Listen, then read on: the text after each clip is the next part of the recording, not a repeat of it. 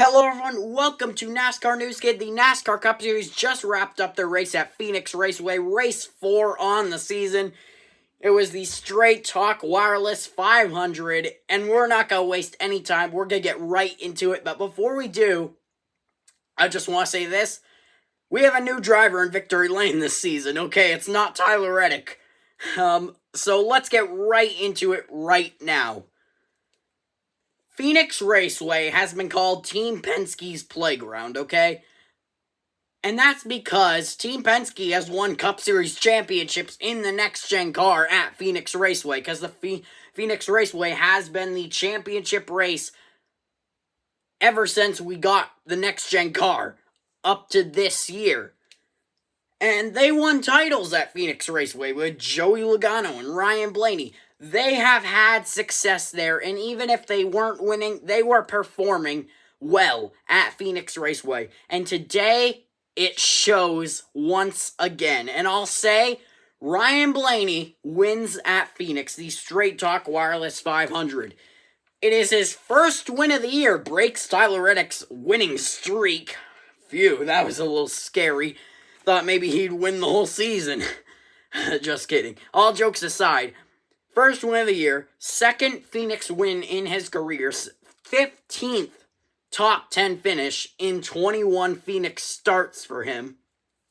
It's his 18th career win total in 382 starts, and it is his third top 10 in 4 races this season. He led 28 laps, won stage 1, and we talk about it. Long run Ryan Blaney. He's always there. He's good in traffic, good at passing, good at saving tires, managing them on 30-lap runs, because these tires, they were wearing, that's for sure.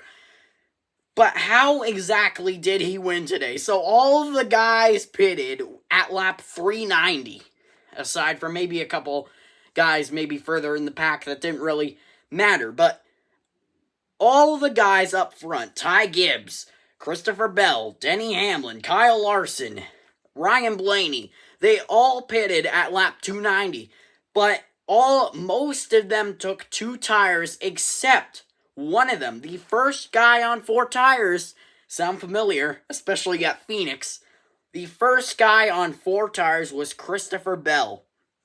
And I believe he restarted, I'm not going to make a prediction, but he restarted further back than Ryan Blaney.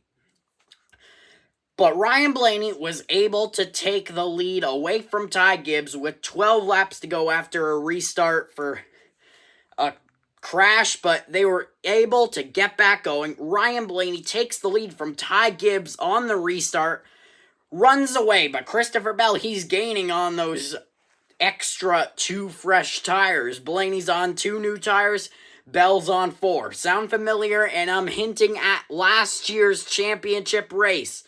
I know, I'm sorry, Denny Hamlin fans, but Kyle Larson took 2 tires. Denny Hamlin took 4. Guess who won? Kyle Larson. And in this situation, history repeats itself, and Christopher Bell does not win on 4 tires. Ryan Blaney stays ahead, and if there were more laps, just like in the championship race, if there were more laps, Hamlin probably could have won that championship. And just like today, if there were more laps, Christopher Bell could have won that race. I don't know, I'm just making some similarities, just comparing to show you that how similar these races played out. So, definitely similar strategy. I hate to bring it up for you Hamlin fans, but same thing. 2 tires, 1 again. Christopher Bell, Adam Stevens took 4 tires. Ultimately ended like, I don't know, 8, 5. I think it was like 4, 5, 6, 7, 8 tenths back behind Blaney still. So just, if they had more time, they were going to get there, like Christopher Bell said in his post-race interview, but just not enough time. But Ryan Blaney picks up the win in Phoenix, breaks Tyler Reddick's streak. I'm happy we have a different driver in victory lane for once. 4 races in to have a new driver in a NASCAR season is pretty It's a long time to wait for another new driver to win. Anyway, let's get the results here. Like I said, Blaney won. Christopher Bell second. He was the fastest car all day. Led 176 laps of the total 312. He was the dominant car, but like I said, strategy did not work out for them. Third for Kyle Larson. Ran top 5 most of the day. Solid result for them. Good points. It's all about being consistent and winning. Fourth for Ty Gibbs.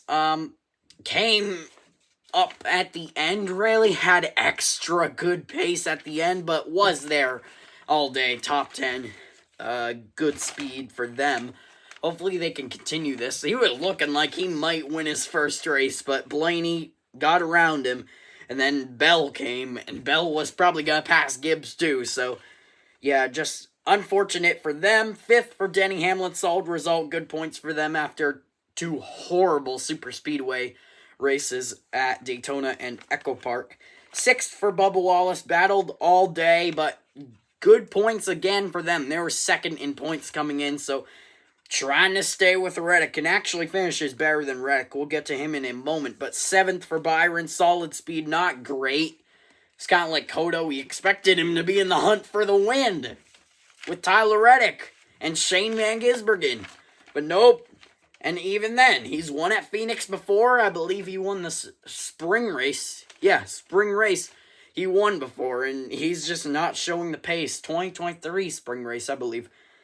But just not showing the pace the past 2 weeks where he should be. Hopefully he's better at Vegas where he has won at before. So we'll see how he does next week, and then we'll start judging him. Eighth for Reddick, not great. Phoenix has never really been a great track for him. He did have a good 2022 race when he was with RCR. But still, ever since he joined 23XI, it just has not been the greatest to him. But still solid. Look at points. We'll look at points in a moment.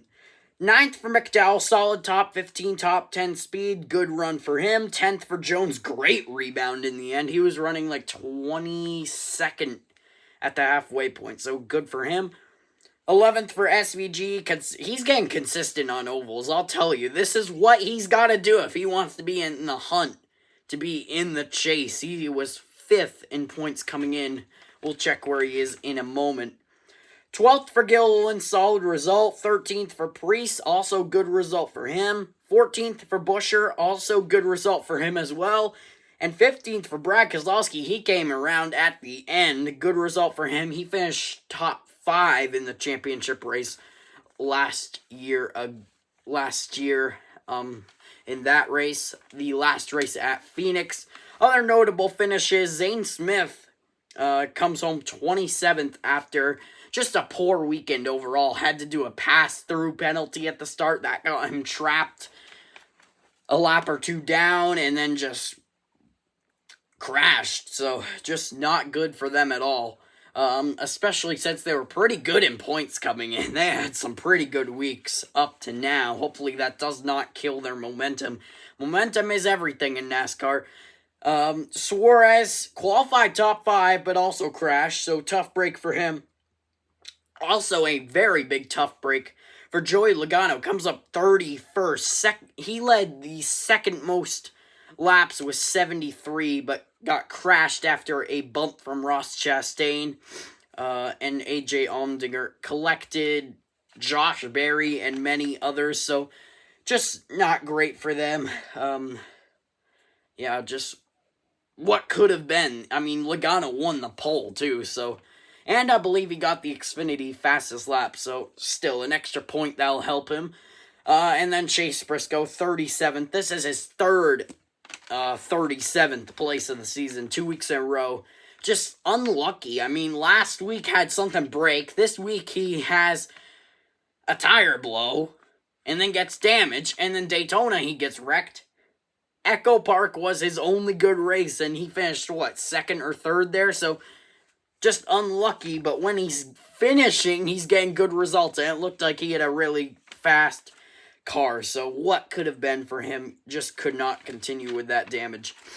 Let's look at standings here, all the way down to 20th. First is Reddick with 225 points, leads like 60 points over Ryan Blaney. Blaney is second with 165. Third for Bubba Wallace, like I said, still consistent results, so that's what they're looking for, has 153 points. Fourth for Chase Elliott, 128. Fifth for SVG, 116. Sixth for Bell, 113, and Logano seventh, also 113. Eighth for McDowell, 111, and ninth for Buescher, also 111. 10th for Kyle Larson, 109. 11th for Byron, 108. 12th for Hamlin, 107. 13th for Allmendinger, 104. 14th for Hocevar, 103. 15th for Gibbs, 101, and 16th for Keselowski, 100. The cut is separated by 2 singular points. Well, not singular, but 2 points at the cut. 17th is Suarez with 98 points. That crash took a toll on him. 18th for Priest, he finished very well, 13th, so he's doing really good. That definitely bumped him up, especially since the guy below him now, Zane Smith with 85 points in 19th, lost a ton of points this race after crashing. And then 20th for Kyle Busch with 81 points, just not good. I mean, his car, Mike Joy said it looked like it went through a war or something, so just not a great race for Kyle Busch, not at all. But hey, he's top 20 in points. And Bell, where was he coming in points? He gained a ton today. Speaking of points gaining, stages, Ryan Blaney won stage 1, and then Christopher Bell won stage 2, but finished second in stage 1, so he got 19 stage points along with his great finish of second. So 19 plus however many points second gets, that's like 54 points for Christopher Bell. A 54-point day, and it doesn't sound great, but hey, Bell was like out of the top 20 coming in, I believe, so hey, you gotta take whatever points you can get this early in the season, and he is 6th in standing, so good to see him up in points after a good run. Let's get to some other facts here. Time of race was 3 hours, 32 minutes, and 12 seconds. Xfinity fastest lap, like I said, Logano, as well as the pole for Logano.